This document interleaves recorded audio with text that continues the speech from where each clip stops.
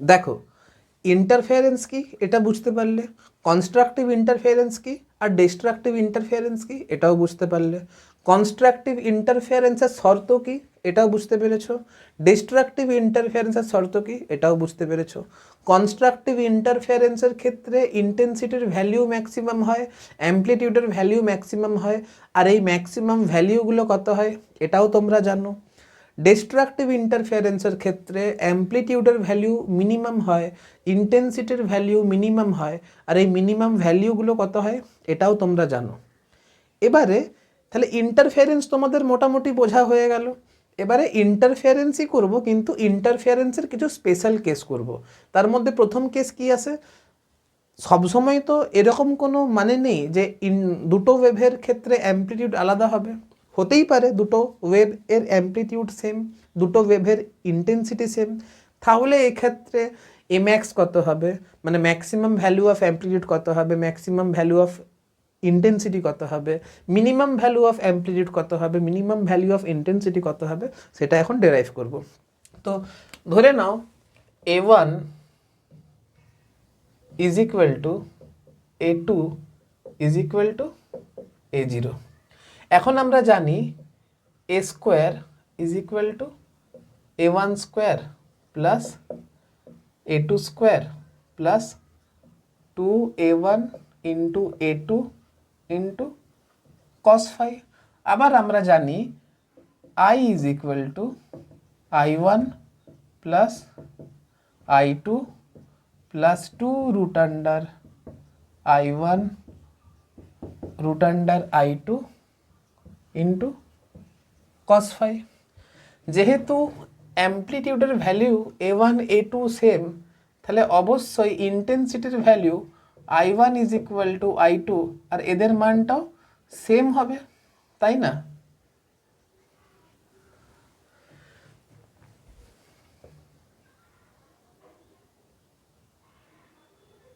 ঠিক আছে, এবারে তুমি যদি A1 A2 ভ্যালিউ যদি বসিয়ে দাও, তাহলে A square is equal two আসছে 2A0 square plus 2A0 square into cos phi।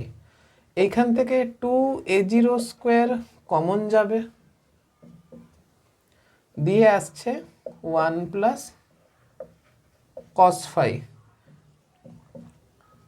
তাহলে 2A0 স্কোয়ার, আর আমরা জানি 1 প্লাস cos 2 থিটার ভ্যালু কত হয়, 2 cos স্কোয়ার থিটা বাই 2।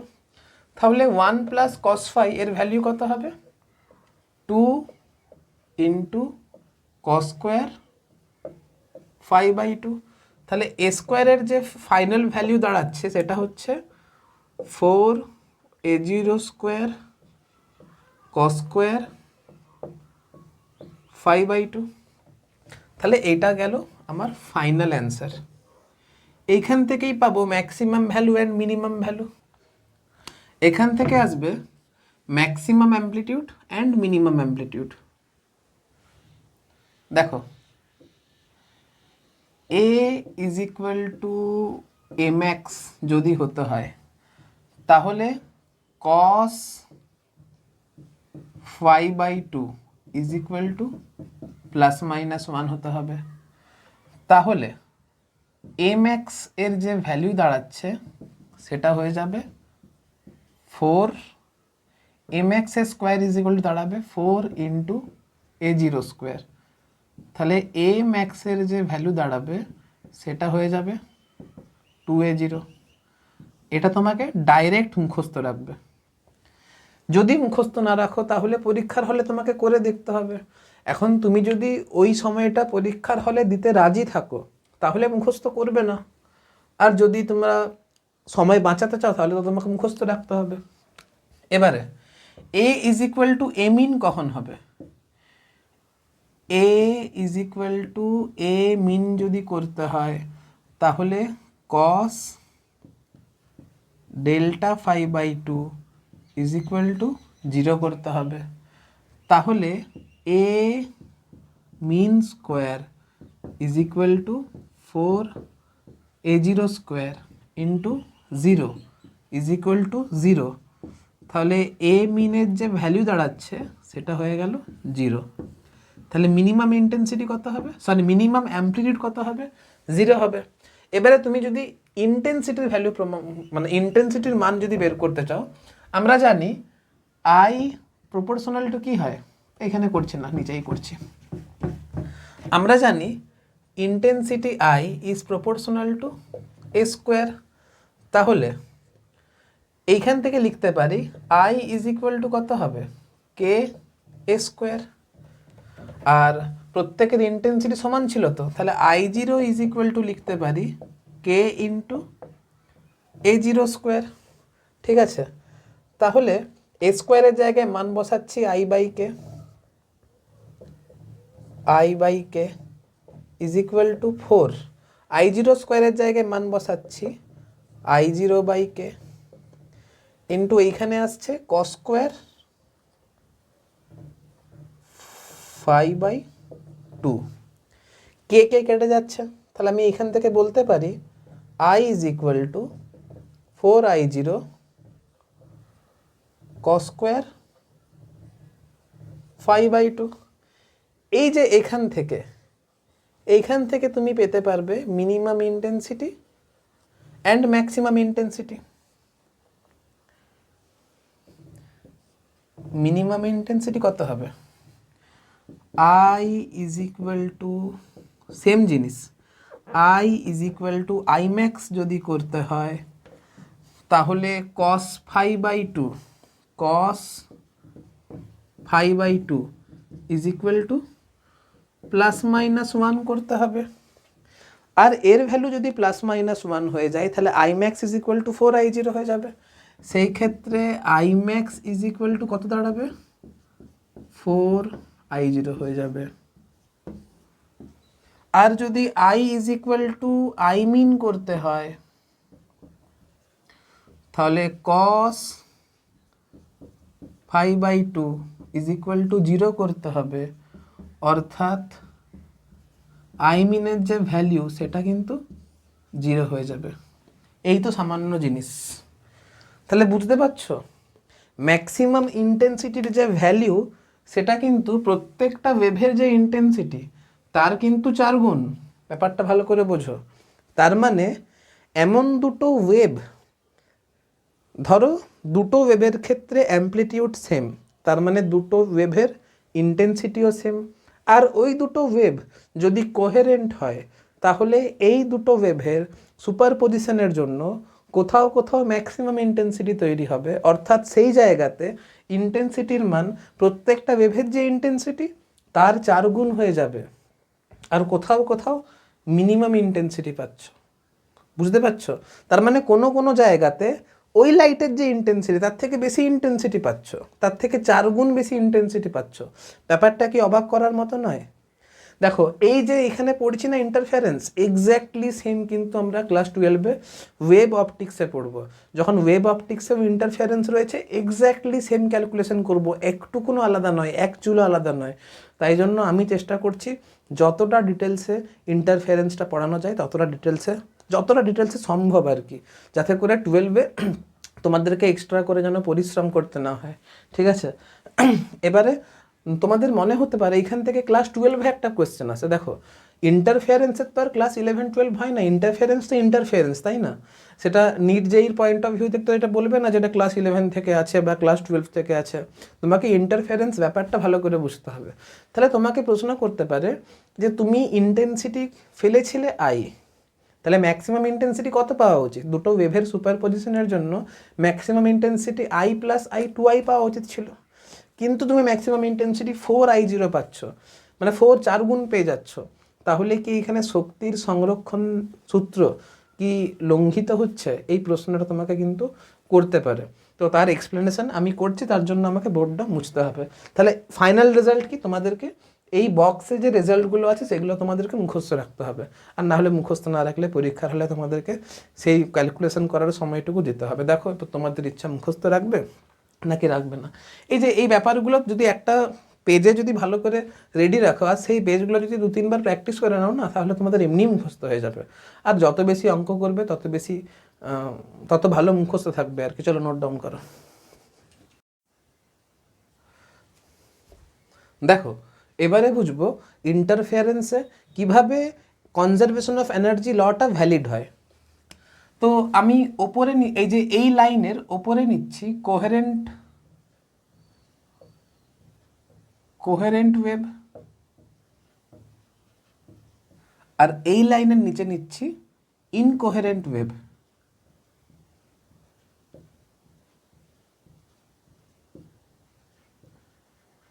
আমরা খুব ভালো করে জানি যে দুটো কোহেরেন্ট ওয়েভ যদি সুপার ইম্পোজ করে তাহলে ইন্টারফেয়ারেন্স তৈরি হবে।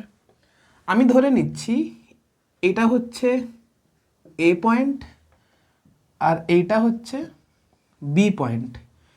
এ পয়েন্টে যদি এ পয়েন্টে দুটো কোহেরেন্ট ওয়েভের জন্য ফেজ ডিফারেন্স আর path difference delta x is equal to 0 আর phase difference phi is equal to হচ্ছে 0, আর বি পয়েন্টের জন্য phase difference delta x is equal to হচ্ছে λ/2 আর phase difference phi is equal to হচ্ছে পাই। তার মানে এই পয়েন্টে যেহেতু ফেজ ডিফারেন্স 0, তার মানে এইখানে কি হবে, এইখানে কনস্ট্রাকটিভ ইন্টারফেয়ারেন্স তৈরি হবে। অর্থাৎ এ পয়েন্টে যে ইন্টেন্সিটি পাবো সেটা হচ্ছে 4I0 পাবো। 4I0 কখন পাবো, যদি প্রত্যেকটা ইন্ডিভিজুয়াল ওয়েভের যদি ইন্ডিভিজুয়াল ওয়েভের ইন্টেন্সিটি ইকুয়াল হয়, অর্থাৎ I1 is equal to I2 is equal two I0 যদি হয়, তার মানে কনস্ট্রাকটিভ ইন্টারফেয়ারেন্সের ক্ষেত্রে এখানে ম্যাক্সিমাম ইন্টেন্সিটি পাবো, অর্থাৎ তার মানটা 4I0 হবে। আর বি পয়েন্টে যেহেতু পাথ ডিফারেন্সের মানটা λ/2 এর বিজোড় গুণিতক, অর্থাৎ ফাই এর মানটা পাই হচ্ছে, ফেজ ডিফারেন্সের মানটা পাই হচ্ছে, তাহলে এইখানে কি হবে, ডিস্ট্রাকটিভ ইন্টারফেয়ারেন্স তৈরি হবে। তার মানে এইখানে ইন্টেন্সিটির মানটা কত হবে, 0 হবে। এবারে তুমি বলো এইখানে এইখানে পাথ ডিফারেন্স 0 হচ্ছে, এইখানে পাথ ডিফারেন্স λ/2 হচ্ছে। 0 থেকে হঠাৎ করে তো λ/2 হয়ে যায়নি। আবার এইখানে ফেজ ডিফারেন্স 0 হচ্ছে, এইখানে ফেজ ডিফারেন্স পাই হচ্ছে, মানে ফেজ ডিফারেন্সটা 0-র পরে তো একদম পাই হয়ে যায়নি, 0-র পরে তো ফেজ ডিফারেন্স একদম 180 হয়ে যায়নি। কোথাও 0 আছে, কোথাও 30 ডিগ্রি আছে, কোথাও 60 ডিগ্রি আছে, কোথাও 90 ডিগ্রি আছে, কোথাও 120 ডিগ্রি আছে, কোথাও 150 ডিগ্রি আছে, তারপরে না 180 ডিগ্রি হয়েছে। তার মানে আমি যদি ইন্টারফেয়ারেন্সের ক্ষেত্রে যদি আমি সূত্রটা লিখি, তাহলে I net is equal to কত হয়, I net is equal two হয় 4I0 cos স্কোয়ার ডেল্টা φ/2। আমি যদি এই সূত্রটা লাগাই তাহলে ডেল্টা ফাই এর বিভিন্ন মানের জন্য কোথাও ইন্টেন্সিটি 4I0 হচ্ছে, কোথাও ইন্টেন্সিটি 0 হচ্ছে, ঠিক সেরকম কোথাও ইন্টেন্সিটি তো 3I0 হবে, কোথাও ইন্টেন্সিটি তো 2I0 হবে, কোথাও ইন্টেন্সিটি তো I0 হবে, তারপরে না 0 আসবে। ব্যাপারটা কি বললাম বুঝতে পারছো? যখন আমি ডেরিভেশন করিয়েছিলাম সেখানে শুধুমাত্র constructive interference and destructive interference নিয়ে আলোচনা করা হয়েছিল, কিন্তু এরকমও তো কোনো পয়েন্ট থাকবে যেখানে ফেজ ডিফারেন্স ডেল্টা ফাই এর নির্দিষ্ট কোনো ভ্যালুর জন্য বা ফেজ ডিফারেন্স ফাই এর কোনো নির্দিষ্ট ভ্যালুর জন্য I net এর মান 3I0 2I0 I0 এরকম হবে। এটা তো কোহেরেন্ট ওয়েভের ক্ষেত্রে গেল। যদি ইনকোহেরেন্ট ওয়েভ হয়, অর্থাৎ দুটো ওয়েভের মধ্যে যদি ফেজ ডিফারেন্স সময়ের সঙ্গে সঙ্গে পরিবর্তন হয়, তাহলে সেগুলোকে ইনকোহেরেন্ট ওয়েভ বলি। তার মানে দেখো ফেজ ডিফারেন্স ফাই এর মান সময়ের সঙ্গে সঙ্গে চেঞ্জ হচ্ছে, সময়ের সঙ্গে সঙ্গে চেঞ্জ হলে কোনো একটা স্পেসিফিক পয়েন্টে ইন্টেন্সিটি সময়ের সঙ্গে সঙ্গে চেঞ্জ হবে। তুমি ধরো না ফাই এর মান একবার 0 করো, একবার 30 করো, একবার 60 করো, 90 করো, 120 করো, 150 করো, 180 করো, তার মানে কি এই cos স্কোয়ার φ/2 এর মানটা 0 থেকে 1-এর মধ্যে ফ্ল্যাকচুয়েট করবে। আর যদি cos স্কোয়ার φ/2 মানে এই যে এই টার্মটার ভ্যালু যদি 0 থেকে 1-এর মধ্যে ফ্ল্যাকচুয়েট করে, দেখো I net এর cos স্কোয়ার φ/2 যদি ইনকোহেরেন্ট ওয়েভ হয়, তার মানে phi change with respect to time, তার মানে ফেজ সময়ের সঙ্গে সঙ্গে চেঞ্জ হবে। আর ফেজ যদি সময়ের সঙ্গে সঙ্গে চেঞ্জ হয়, তার মানে এর মানটা ফ্ল্যাকচুয়েট করবে 0 থেকে 1 মধ্যে, তাই না? এর মান তো -1 হতে পারে না, কারণ স্কোয়ার আছে। আর যদি এর মানটা 0 থেকে 1 মধ্যে ফ্ল্যাকচুয়েট করে, তার মানে আই নেট এর যে ভ্যালুটা হবে, যদি cos স্কোয়ার 5/2 এর মান 0 হয় তাহলে আই নেটের ভ্যালু 0 হবে। আবার cos স্কোয়ার 5/2 এর মান যদি 1 হয় তাহলে আই নেটের ভ্যালু কত হবে? 4i হবে। তার মানে সময়ের সঙ্গে সঙ্গে ফেজ চেঞ্জ হওয়ার জন্য কোনো একটা নির্দিষ্ট পয়েন্টের ইন্টেন্সিটি সময়ের সঙ্গে সঙ্গে পরিবর্তন হবে। আর সেই ইন্টেন্সিটির ফ্ল্যাকচুয়েশনটা 0 থেকে 4i এর মধ্যে সময়ের সঙ্গে সঙ্গে, মানে একটা নির্দিষ্ট পয়েন্টে ইনকোহেরেন্ট ওয়েভের জন্য ইন্টেন্সিটি 0 আর 4i এর মধ্যে ফ্ল্যাকচুয়েট করতে থাকবে।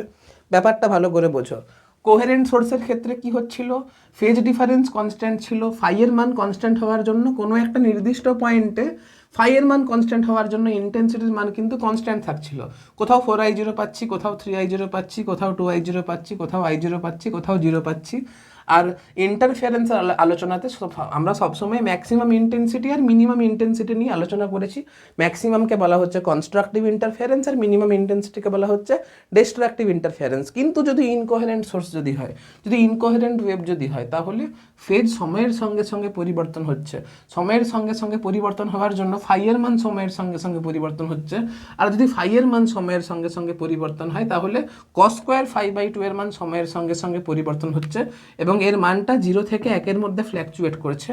আর cos স্কোয়ার 5/2 এর মান ফ্ল্যাকচুয়েট করার জন্য রেজাল্টেন্ট ইন্টেন্সিটি বা নেট ইন্টেন্সিটি কোনো একটা বিন্দুতে সময়ের সঙ্গে সঙ্গে পরিবর্তন হচ্ছে, অর্থাৎ এর মানটা 0 থেকে 4i এর মধ্যে ফ্ল্যাকচুয়েশন হচ্ছে।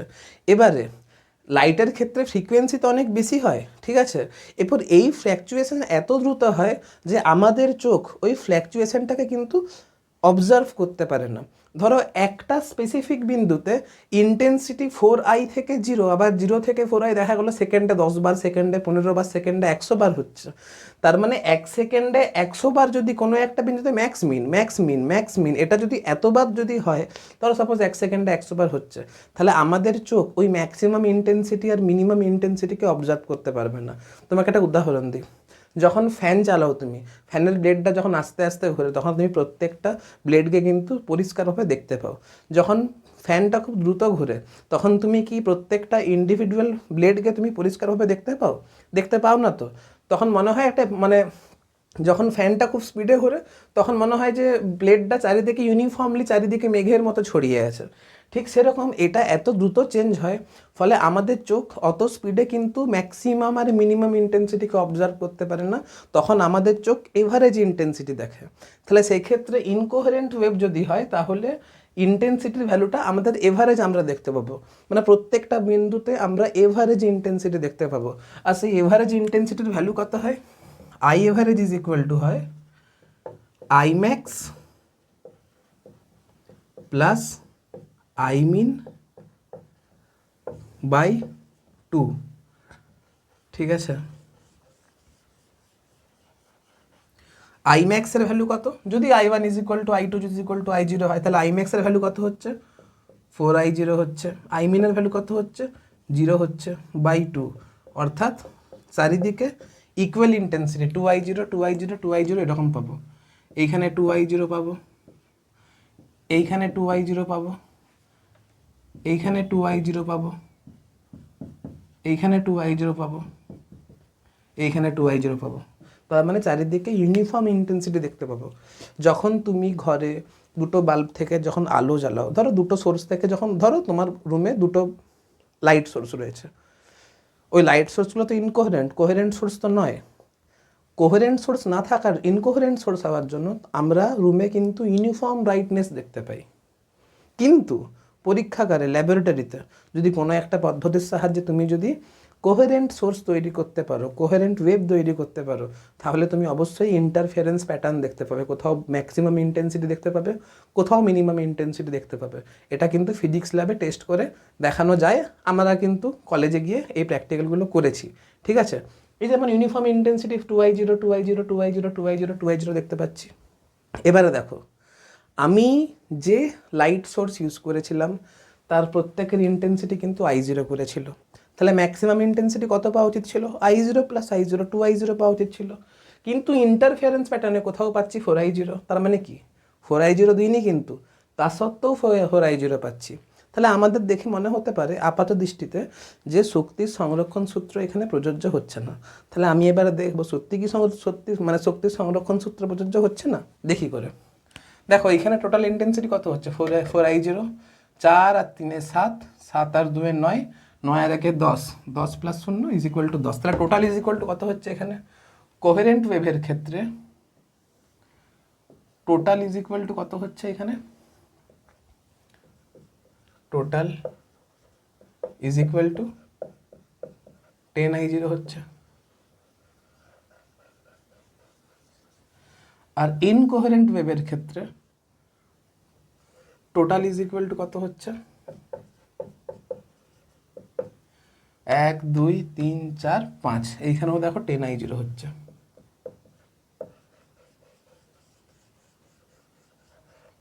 দেখতে পেলে? তার মানে শক্তির সংরক্ষণ সূত্র বা কনজারভেশন অফ এনার্জি এখানে প্রযোজ্য হচ্ছে, তাই না? তাহলে ইন্টারফারেন্স কি? একটা তো বইয়ের ডেফিনেশন তোমাদেরকে আগের ভিডিওতে দেখালাম, আরেকটা তোমার বাংলাতে তুমি বলতেই পারো যে ইন্টারফারেন্সের জন্য শক্তিটা কি হচ্ছে, ওয়েভ ফেলছো মানে কি, এনার্জি ফেলছো, এনার্জিগুলো রিডিস্ট্রিবিউট হচ্ছে। যদি ইনকোহারেন্ট হতো তাহলে এখানে 2i0 2i0 2i0 2i0 2i0 এমনি করে পড়তো। কোহেরেন্ট সোর্স দিয়ে যদি তুমি সুপার ইম্পোজ করাও তাহলে ইন্টারফারেন্স হয়। ইন্টারফারেন্সে কী হয়, চারিদিকে ইউনিফর্ম ইন্টেন্সিটি না হয়, কোথাও কোথাও বেশি ইন্টেন্সিটি জমা পড়ে, কোথাও কোথাও বেশি এনার্জি জমা পড়ে, কোথাও কোথাও কম ইন্টেন্সিটি হয়ে যায়। স্বাভাবিক, একদিকে যদি বেশি হয় একদিকে যদি কম হয় তাহলে কি হচ্ছে, এনার্জিটা এখানে রিডিস্ট্রিবিউট হচ্ছে, তাই না? ধরো 10টা রুটি আছে, আমি 5 জনকে দুটো দুটো করে রুটি খেতে দিচ্ছিলাম, কার ক্ষেত্রে, ইনকোহেরেন্টের ক্ষেত্রে। কিন্তু কোহেরেন্টের ক্ষেত্রে কি হচ্ছে, আমি কিন্তু বায়াসনেস দেখাচ্ছি, একজনকে 4টা দিলাম, একজনকে 3টা দিলাম, একজনকে 2টো দিলাম, একজনকে 1টা দিলাম। তার মানে কি, এইখানে রিডিস্ট্রিবিউট করছি, সবাইকে সমানভাবে না দিয়ে রিডিস্ট্রিবিউট করছি। এই যে redistribution of energy in the case of wave is called interference. বুঝতে পেরেছ? তাহলে ইন্টারফারেন্সে এনার্জি কীভাবে রিডিস্ট্রিবিউট হয়, আর এনার্জি আর ইন্টারফারেন্স সবসময় কনজারভেশন অফ এনার্জিকে মেনে চলে। এই যে ক্লাস 11-এ এত কিছু নেই, কিন্তু আমি তা সত্ত্বেও তোমাদেরকে এত ডিটেলসে বললাম কেন জানো তো, ক্লাস 12-এ এক্স্যাক্টলি সেম ক্যালকুলেশন কিন্তু আমরা ওয়েভ অপটিক্সে করবো, তখন কিন্তু এই জিনিসগুলো বারবার ধরে আলোচনা করবো না। এবার দেখো ইন্টারফারেন্স তো ইন্টারফারেন্সই হয় না, সেটা 11-এর হোক বা সেটা 12-এরই হোক। যাই হোক, এখন বেশি পড়লে পরে কাজে আসবে। চলো নোট ডাউন করো।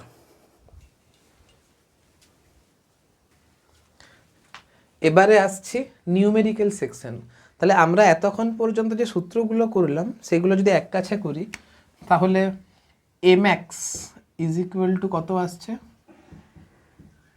A1 plus A2। A min is equal to কত আসছে, A1 minus A2। I max is equal to কত আসছে, √I1 প্লাস √I2 তার হোল স্কোয়ার।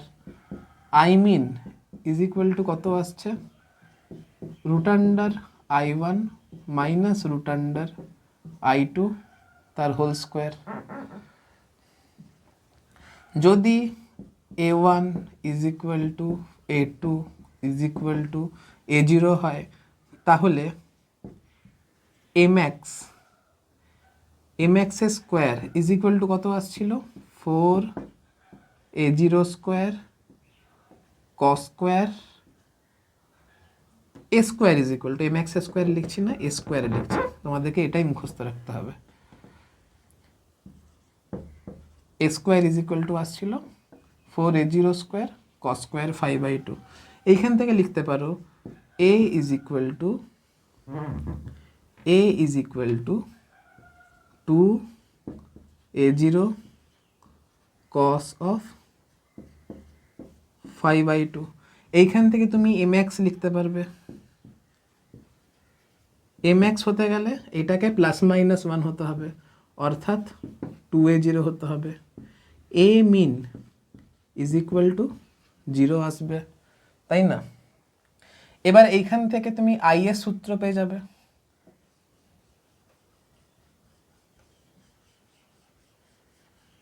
তুমি যদি এ স্কোয়ারের জায়গায় যদি আই বাই কে বসিয়ে দাও তাহলে I is equal to 4I0 cos square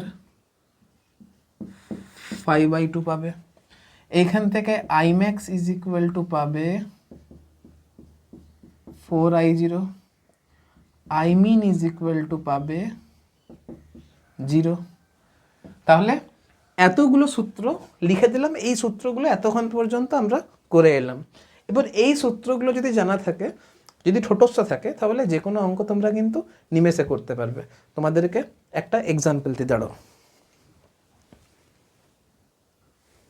ধরো অঙ্কে বলে দেওয়া আছে যে I max by I min is equal to N. তোমাকে বের করতে হবে I1 by I2 is equal to কত, আর বলতে পারে A1 by A2 is equal to কত। এরকম অঙ্ক কিন্তু পরীক্ষাতে আসে, ঠিক আছে? পরীক্ষায় এসেছে অলরেডি। এনের জায়গায় তোমাকে 9 দিয়ে দিল, এনের জায়গায় তোমাকে 16 দিয়ে দিল। তোমাকে I1 বা I2 মানে ইন্ডিভিজুয়াল ওয়েভের যে ইন্টেন্সিটি তাদের রেশিও বের করতে হবে, ইন্ডিভিজুয়াল ওয়েভের যে অ্যাম্পলিটিউড তার রেশিও বের করতে হবে। কি করে বের করবে? দেখো আইম্যাক্স মানে আমরা কি জানি? আইম্যাক্স মানে জানি root under I1 plus root under I2 তার হোল স্কোয়ার। তাহলে এইখান থেকে লিখতে পারি root under I1 plus root under I2 তার whole square by root under I1 minus root under I2 তার whole square is equal to N. তাহলে এইখান থেকে লেখা যেতে পারে root under I1 plus root under I2 by root under I1 minus root under I2 is equal to root under N লেখা যেতে পারে। তুমি এইখানে যোগভাগ প্রক্রিয়া যদি করে দাও, এইটা যুক্ত এইটা ভাজিত এইটা বিযুক্ত এইটা যদি করে দাও, তাহলে আসবে 2 root under I1 by 2 root under I2 is equal to, এটাকে রুট আন্ডার এন বাই 1 লিখতে পারো, root under N plus 1 by root under N minus 1। তাহলে এইখান থেকে পেয়ে যাচ্ছ 2 2 কেটে যাচ্ছে, তাহলে I1 বাই I2 কত আসছে? I1 বাই I2 আসছে, আচ্ছা তার আগে বলে দিই I1 মানেই তো A1 স্কোয়ার। আমরা কি জানি? I1 proportional to A1 square, I2 proportional to A2 square. তার মানে root under I1 by root under I2, দাঁড়াও,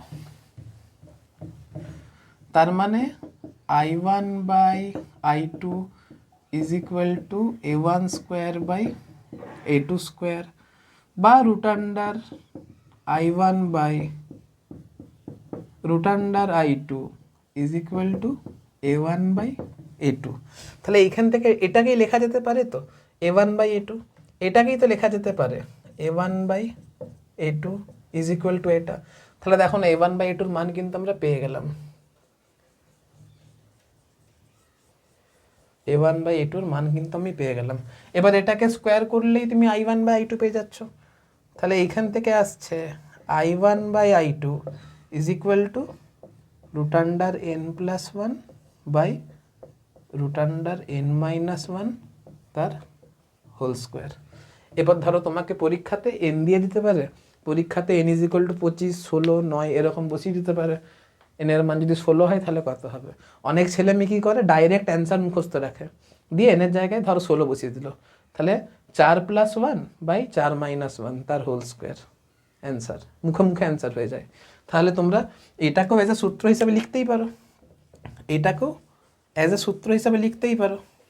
আমি বলবো লিখে নেবে। যদি আইম্যাক্স বাই আইমিন দেওয়া থাকে, যদি আইম্যাক্স বাই আইমিন দেওয়া থাকে, তাহলে A1 বাই A2 কত হবে? তাহলে A1 বাই A2 দাঁড়াচ্ছে এইটা, I1 বাই I2 দাঁড়াচ্ছে এটা, মুখস্থ রাখবে। এইগুলো কিন্তু মুখস্থ রাখার জায়গা। যদি মুখস্থ রাখার ফলে তোমাদের যদি পেন পেপার ইউজ না করেই তো যদি মুখে মুখে অঙ্কের অ্যান্সার বেরিয়ে যায় তাহলে তো খুব ভালো জিনিস, তাই না? তোমরা অনেক সময় সেভ করতে পারবে। দেখবে পরীক্ষার হলে যে সমস্ত ছেলে মেয়েদের অঙ্কের কোয়েশ্চেন এখনও পড়া হয়নি, তখন তোমার কিন্তু অ্যান্সার অলরেডি বেরিয়ে যাবে, তাই না? তোমরা নোট ডাউন করো।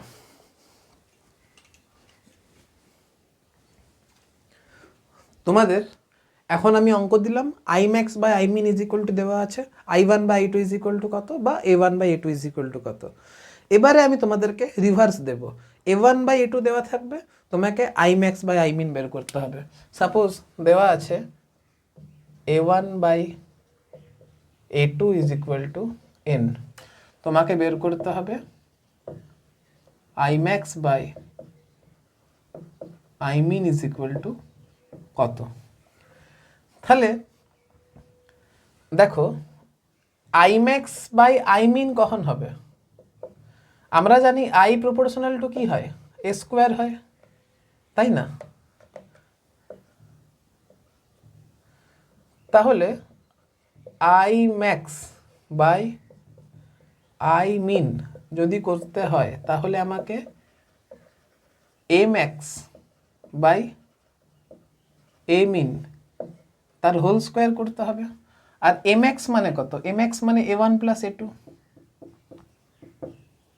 আর এমিন মানে কত? A1 মাইনাস A2, এটার স্কোয়ার চাই। এখন এখান থেকে আমাকে A1 plus A2 by A1 minus A2 বের করতে হবে। তাহলে এইখান থেকে খুব সহজে যোগভাগ প্রক্রিয়া করে বের করতে পারবো। A1 প্লাস A2 মানে হচ্ছে N plus 1, A1 plus A2 by A1 minus A2 is equal to N plus 1 by N minus 1। আর যেহেতু স্কোয়ার চাইছে তাহলে আমার অ্যান্সার হয়ে গেছে I max by I min. দেখলে কত সহজে হয়ে গেল? তাহলে এটাও তোমরা মুখস্থ রাখতে পারো। কঠিন ছিল আগেরটা, এটা সহজ, ঠিক আছে? এবারে দেখো আমি তো যত রকমের টাইপের অঙ্ক ইন্টারফারেন্স থেকে ক্লাস 11-এর জন্য যেগুলো আসতে পারে সেগুলো আমি কিন্তু তোমাদেরকে বলে দিলাম। এর বাইরে কিন্তু নিট আর JEE মেন লেভেলে কিন্তু কোনো কোয়েশ্চেন আসে না, মানে 11-এর পরীক্ষাতেও কিন্তু এর বাইরে কিন্তু কোনো প্রশ্ন আসে না, ঠিক আছে? আজকের মতো এতটাই থাক, এর পরের ভিডিওতে আমরা বিটস নিয়ে আলোচনা করব। চলো আজকে বাই।